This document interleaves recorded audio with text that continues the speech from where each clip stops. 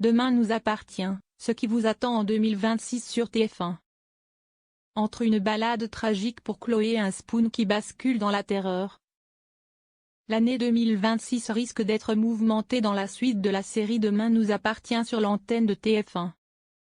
Dans les derniers épisodes de la série Demain nous appartient, Mélodie a annoncé une grande nouvelle à Bastien, son intention de s'installer à Béziers. Une perspective qui dégoûte le jeune homme. Bastien reste sans voix, mais Georges pourrait bien trouver une solution pour éviter ce départ contraint. Au cours de l'année 2026 sur TF1, plusieurs événements vont alors se produire. Raphaël et Chloé vont notamment partir en randonnée dans les Cévennes, à la suite du cadeau offert par Alex à Noël. Chloé et Raphaël en péril? Elle décide d'emmener avec elle leur fille, Judith, Alice Varela, et Maude, pour cette escapade. Ce qui devait être une sortie conviviale et une randonnée joviale va rapidement se transformer en terrible cauchemar, puisqu'elles vont se retrouver mêlées à une affaire dramatique. Cette aventure va également mettre à rude épreuve l'amitié entre Raphaël, Jennifer Loret et Chloé, Ingrid Chauvin, au point de faire vaciller leur relation. Leur amitié pourrait-elle voler en éclats en 2026? Rien n'est moins sûr, mais cette épreuve va profondément les bouleverser.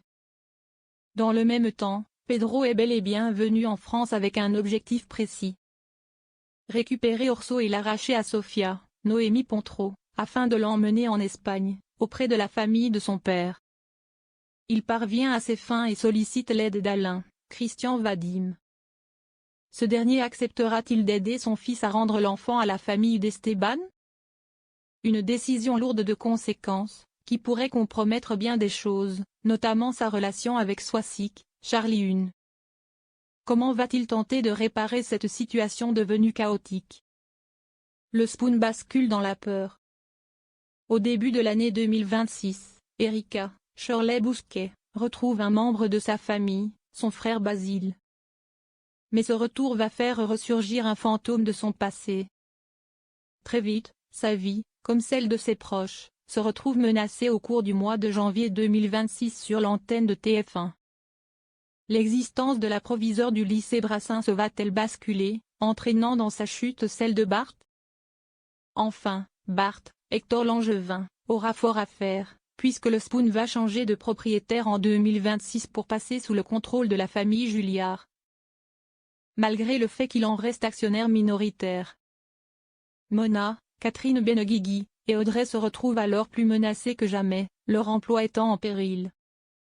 De son côté, Charles va faire régner un climat de terreur dans l'établissement.